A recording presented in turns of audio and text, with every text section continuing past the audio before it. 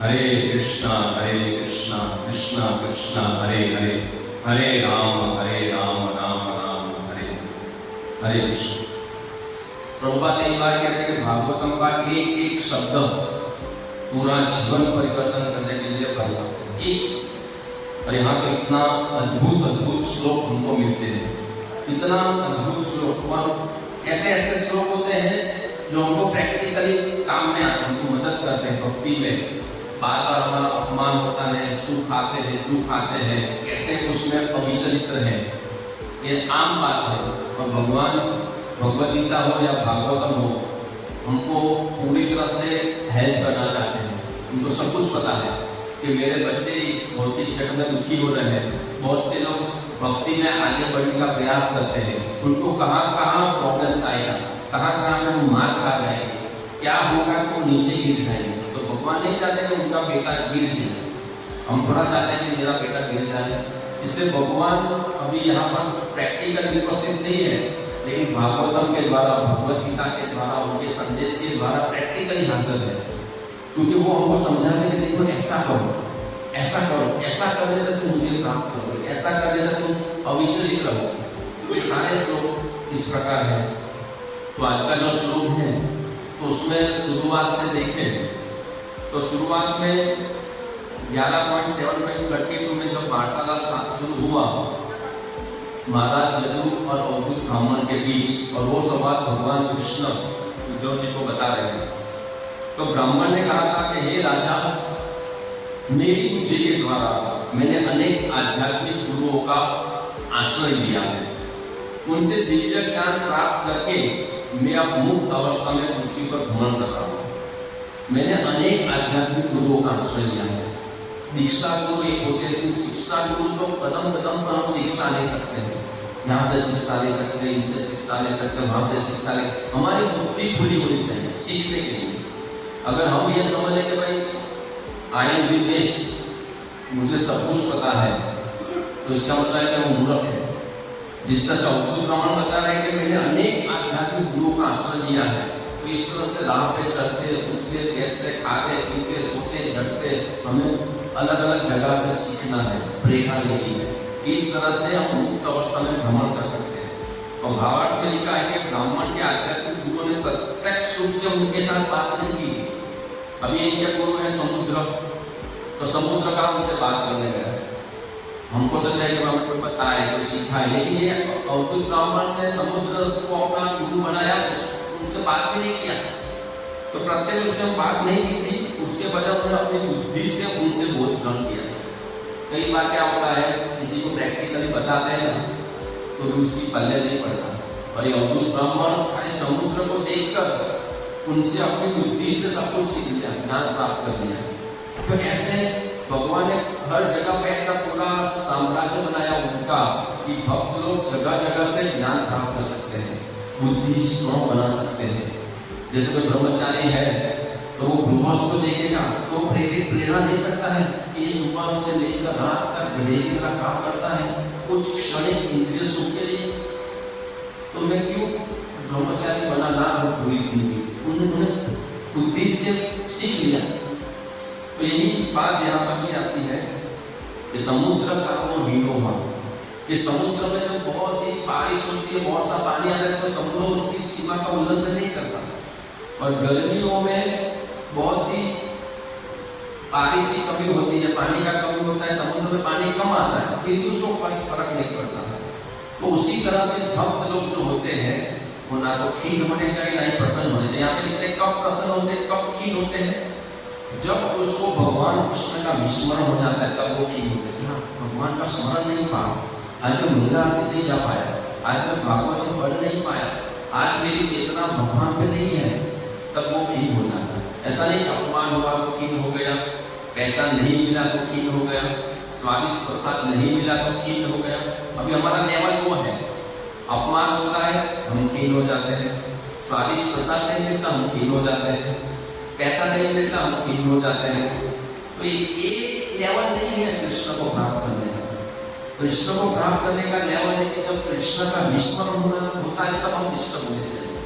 नहीं, आज भगवान का स्मरण नहीं हो पा रहा, इसलिए आप लिखते हैं श्री भगवान का निष्ठावक प्रभु से मिलने के लिए तथा उनकी दिव्य सेवा करने के लिए सदैव उत्सुक रहता है। सदैव इतनी लालायित होने चाहिए। जैसे क्यों लालायित होने चाहिए? गर्ग संहिता अष्टम खंड में श्री कृष्ण और नंद बाबा का संवाद है। देखो, कृष्ण और नंद बाबा के बीच का संवाद इतना मधुर है। उसमें भगवान कहते हैं कि हे नंद बाबा और हे माता यशोदा, अब आप लोग मेरे प्रति जो पुत्र बुद्धि है ना, उसको त्याग दो और समस्त गोकुल वासियों के साथ मेरे गोलोक धाम को चलो। देखिए, ये सारी तरफ और सभी तरफ किसने देखा? जो आ गए कोई दिवस भगवान धाम से, राधा रानी से, कृष्ण से जोयू। तो मैं हरे कृष्ण वाले जोयू, हाँ देखा, शास्त्र चक्षु से देखा, कि हर रोज जो हमको अनुभूति होती है उससे देखा है। तो भगवान खुद कह रहे कि चलो मेरे साथ, तू चलो आगे चलकर घोर कलयुग आने वाला है। अभी भगवान कृष्ण बोलते हैं कि भाई घोर कलयुग आने वाला है, मतलब इतना डेंजरस होगा।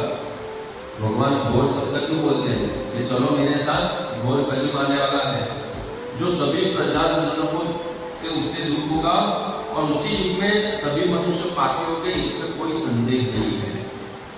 भगवान कृष्ण बोलते ऐसा होगा, संदेह नहीं है, तो तुम चलो मेरे साथ। ये आगे भी हमने देखा था, उद्धव जी को बोलते भाई तुम पुण्यशाली हो, लेकिन इस जगत में कलयुग आएगा तो सब जगह पाप होगा, तो क्यों परेशान हो जाओगे? इससे भगवान उद्धव जी के माध्यम से, नंद बाबा के माध्यम से बार बार हमको कहते कि तुम चलो मेरे साथ। जैसे सूरत में बाढ़ आई थी तो सब लोगों ने अपना घर बार खाली करके कहीं सेफ जगह पे चले गए। जो बाढ़ आ गई है, हमारे घर में भी पानी आ जाएगा, हमारी दुकान में पानी आ जाएगा। जो लोग की दुकानें थी वो लोगों ने अपना सामान सेफ कर दिया। तो उसी तरह से भगवान चेतावनी दे रहे हैं, भाई घोर कलयुग आएगा, उससे पहले चले जाओ। यहाँ पे बाढ़ आएगी, पापों की बाढ़ आएगी, ये रेप होता है, चोरी होती है, डकैती होता है, मर्डर होता है, ये सब कुछ बढ़ेगा। ऐसा हो उससे पहले नंद बाबा और उनका संवाद है कि आप लोग निकल जाओ। कलयुग में स्त्रियां, पुरुषों, ब्राह्मण आदि वर्गों में कोई नियम नहीं बचेगा। अभी हम देखते कोई नियम नहीं है, सब नियमों को हवा में उड़ा देंगे। अतएव आप लोग भी शीघ्र जरा मरण का हरण करने वाले मेरे धाम को चाहिए। अभी नंद बाबा को भगवान के पास से थे, उनको कहने की क्या जरूरत है, उद्धव जी को कहने की क्या जरूरत है, लेकिन भगवान उनके माध्यम से हमको स्पष्ट कहते हैं कि आप लोग चलो मेरे साथ, मेरे धाम में आओ। This is not safe place, ये सलामत जगह नहीं है। और जैसे ही उन्होंने ऐसा बोला, भगवान श्री कृष्ण के ऐसा कहते ही 5 योजन विस्तृत, 5 योजन ऊंचा एक महान रथ आ गया। देखो, भगवान अचिंत्य है, भगवान की शक्ति अचिंत्य है। 5 योजन बड़ा, इतना विस्तृत एक महान रथ प्रकट हो गया, हम लोग कल्पना भी नहीं कर सकते। वो केवल हीरो का बना हुआ था।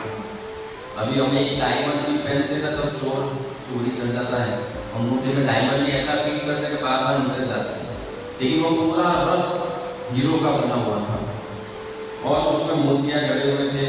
9 लाख तो भवन बने हुए थे। एक ऐसा रथ जिसमें 9 लाख भवन है, ये हमारी कल्पना सोच के बाहर की चीज है। और बड़े मणिमय दीप जगमगा रहे हैं, 2000 पहिए हैं, 2000 घोड़े हैं। इधर तो रास्ते में एक घोड़ा भी निकलता है ना तो ट्रैफिक जाम हो जाता है, देखो घोड़ा घोड़ा घोड़ा। इधर तो 2000 घोड़े लगे हुए हैं, 2000 पहिए हैं और 1 करोड़ सखिया उस रथ को घेरे हुए हैं। देखो, हम खाली सोचते हैं, आंख बंद करके कृष्ण नंद बाबा को बोल रहे हैं, ऐसा रथ प्रकट हुआ, पूरा हीरो का बना हुआ, 1 करोड़ सखिया उस रथ को घेरे हुई है। 1 करोड़ मतलब उसको 1 करोड़ को खड़े रहने के लिए कितनी जगह चाहिए, 1 करोड़ आदमी को खड़े रहने के लिए कितनी जगह चाहिए। तो रथ कितना विस्तृत होगा, वो दृश्य कितना सुंदर होगा। तो ऐसा अचिंत्य भगवान का धाम है, ऐसा अचिंत्य भगवान की लीला है और हम इसी मलमूत्र के शरीर में आसक्त होकर पड़े हुए हैं और इसी गतिविधि में हम मजा आता है। ऐसा जीवन एक गंदा जीवन है, एक शुद्ध जीवन है। तो उस जीवन को प्राप्त करने का रास्ता कौन बताते हैं? क्या रास्ता बताते हैं? यहाँ पर तात्पर्य में लिखा है कि भौतिक जगत के साथ अपने बढ़ता हुए वक्त उन सामान्य भौतिक प्राकृतिक सुख नहीं किए जा सकते जो कभी कभी उसका अपमान करते हैं। ये बहुत ही बड़ी चीज है। अभी सबसे ज्यादा मानसिक रोग के पेशेंट बढ़ रहे हैं। क्यों बढ़ रहे हैं? वो बार बार विचलित हो जाते हैं। फेल हो गए, विचलित हो गए, पैसे का शॉर्टेज आ गया, विचलित हो गए, पति पत्नी के बीच झगड़ा हुआ, विचलित हो गए, धंधा नहीं चल रहा, विचलित हो गए, किसी ने कुछ बोल दिया, सासू ने बहू को बोल दिया, बहू ने सासू को बोल दिया, पिता ने बेटे को बोल दिया, बेटे ने पिता को बोल दिया, बॉस ने नौकर को बोल दिया, पूरा अपसेट हो जाता है। उसको पूरा आगे नहीं चलो, मुझे क्यों बोला, मुझे क्यों बोला, मुझे क्यों, ऐसे क्षीण बुद्धि वाले, इतने कम सहन शक्ति वाले हो गए। तो यहाँ पर भक्त को ऐसा नहीं होना चाहिए, क्योंकि वो एक ऊंचा लक्ष्य लेकर चलते हैं। और भगवान भगवद गीता में कहते हैं व्यवसाय आत्मिका बुद्धि एक कह गुरुनंदन बहुसंख्याई अनंताश्र बुद्धयो व्यवसाय। भगवान ने जिसका सिर्फ एक ही लक्ष्य जो इस मार्ग में है वो दृढ़ संकल्प होता है कि मुझे कृष्ण को प्राप्त करना ही है। इसी जन्म में चाहे मुझे कुछ भी बलिदान देना पड़े, मुझे मानसिक तरीके से शारीरिक रूप से जो भी त्यागना है मैं त्यागूंगा, जो बलिदान देना है देने वाले, मुझे कृष्ण को प्राप्त, ऐसा दृढ़ संकल्प, ऐसा एक ही लक्ष्य। अभी हमारा हजारों लक्ष्य है, हजारों लक्ष्य, तो हमारी बुद्धि का क्या हाल होगा, हमारे मन का क्या हाल होगा, ऐसी दयनीय स्थिति में है। इसलिए यहाँ पर लिखते हैं प्रभुपाद का एक स्टोरी है। हांगकांग में एक भक्त प्रभुपाद से बिना पूछे अपना प्रचार क्षेत्र छोड़ दिया। प्रभुपाद को पता नहीं कि मुझे ये समस्या है, वो समस्या, कुछ भी पता नहीं, पर हांगकांग के इस भक्त ने प्रचार क्षेत्र छोड़ दिया प्रभुपाद को बिना पूछे, बिना बताए। तो प्रभुपाद दूसरे देश में जब गए और वहां पे वो भक्त मिले तो प्रभुपाद ने उसको डांटा कि क्या है, क्यों चले गए, क्यों प्रचार क्षेत्र छोड़ दिया, मुझे बताया नहीं। इस तरह से उसको डांटा। और फिर प्रभुपाद ने कवि कालिदास की एक कहानी सुनाई। क्या कहानी सुनाई? प्रभुपाद ने कहानी सुनाई उसको, जिससे उसको प्रेरणा मिले और हमको भी प्रेरणा मिले। तो प्रभुपाद ने कहा कि एक आदमी था, वो पेड़ पर बैठकर, उसी डाली पर बैठकर उसी डाली को काट रहा था। जिस डाली पर वो खुद बैठा है उसी डाली को वो काट रहा है। तो वहां पर एक आदमी गुजर रहा था। तो क्या करते हो, गिर जाओगे, तुम जिस डाली पर बैठे हो उसी डाली को काट रहे हो, गिर जाओगे, रुक जाओ। वो जो काट रहा था काम करने भाई, तुम्हारा काम करो ना, क्यों पंचायत करते हो, मुझे कुछ सिखाने की जरूरत, मुझे तुमसे कोई मतलब ही नहीं, जाना नहीं, मुझे मेरा काम करने दें। तो ठीक है भाई। तो वो रात गुजरने वाला तो आगे चला गया। वो जिस डाली को बैठा है उसी डाली को काट रहा है, और जैसे ही डाली कटी वो काम से गिरा।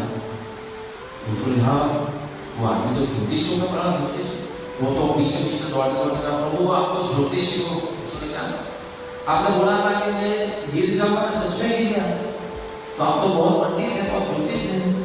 तब प्रभुपाद ने क्या कहा, यही मूर्ख व्यक्ति की परिभाषा है। मूर्ख व्यक्ति चलता जा रहा है और उसे खुद ही नहीं मालूम कि उसे कहाँ जाना है। आप ये प्रभुपाद का सेंटेंस है। प्रभुपाद ने मूर्ख व्यक्ति है, वो खुद चलता जा रहा है, चलता जा रहा है, चलता जा रहा है, उसको खुद ही मालूम नहीं है कि उसको कहाँ जाना है।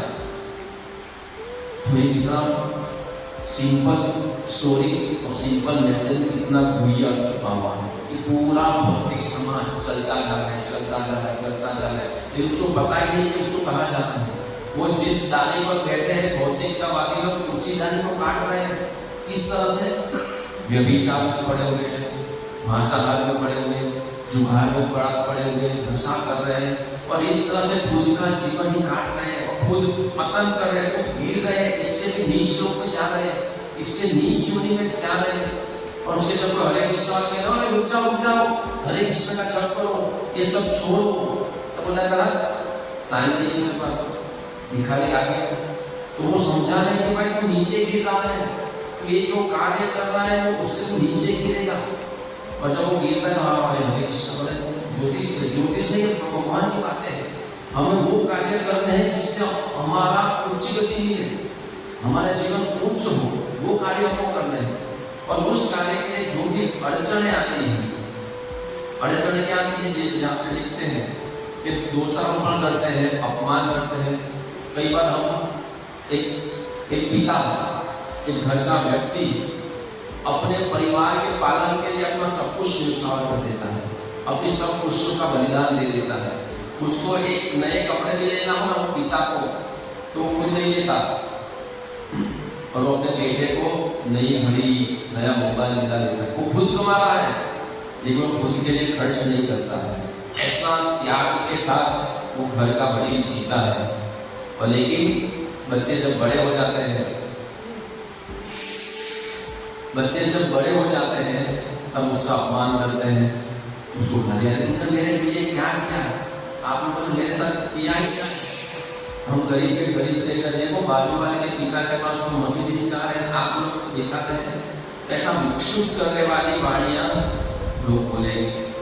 भक्त समाज में भी होगा, आप लोग सेवा क्या करते हो, कुछ सेवा नहीं करते। हालांकि हो सकता है वो पूरा सुबह से लेकर रात तक सेवा में भी हो, लेकिन यहाँ पर लिखते हैं कि ये सब बातों से विक्षुब्ध नहीं होना है, मन पर नहीं लेना है।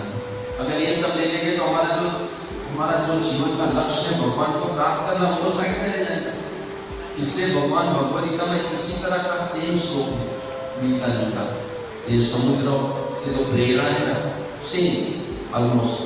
वो क्या है श्लोक, आपूर्य माणम अचल प्रतिष्ठम समुद्र मापम प्रविशन्ति यद्वत् तद्वत् कामाय प्रविशन्ति सर्वे शांति आपनोति न काम काम। भगवान कहते हैं जैसे समुद्र में नदियां निरंतर प्रवेश करती है, फिर भी समुद्र हमेशा स्थिर रहता है, उसी तरह से वासनाओं के अविरत प्रवास से जो विचलित नहीं होता है, वही शांति प्राप्त करता है। लोग शांति शांति शांति के लिए तड़पते हैं और इंद्रिय भोग के प्रति आकृष्ट होते हैं, लेकिन भगवान को पता है कि भाई जो इंद्रिय भोग में ज्यादा लीन होगा वो ज्यादा असंतुष्ट होगा, उसको अशांति मिलेगी। और ये सब बातें भौतिक वाणी को समझ में नहीं आती। क्यों नहीं आती है?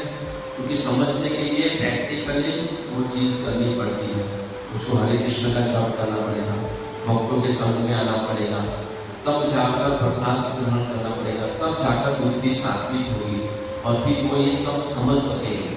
अभी तो सब जो लोग भी भौतिक कार्य लोग सुनते हैं तो सब ऊपर से जाता है, क्योंकि भौतिक भोग में लीन होने के कारण उनकी बुद्धि इतनी नीचे गिर गई है कि वो लोग ये समझ नहीं सकते कि जीवन का एक लक्ष्य है।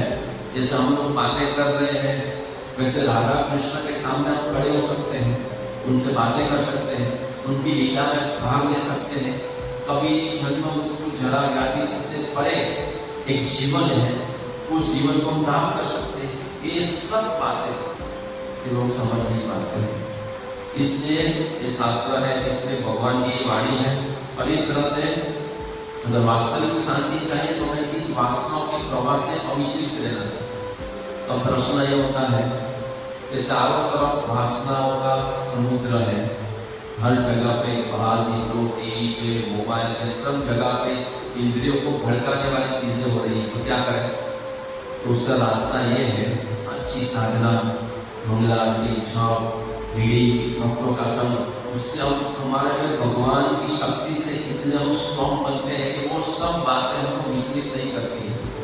ये भगवान की शक्ति से होता है। इसलिए भगवान कहते हैं देवी ऐसा गुणमयी वो माया प्रत्यया मामे में प्रपंचते माया में काम करते हैं। भगवान की जो माया शक्ति उसको लाना बहुत ही मुश्किल है। भगवान ने जो मेरी शरण जाता है वो इसको आसानी से लाना जाता है।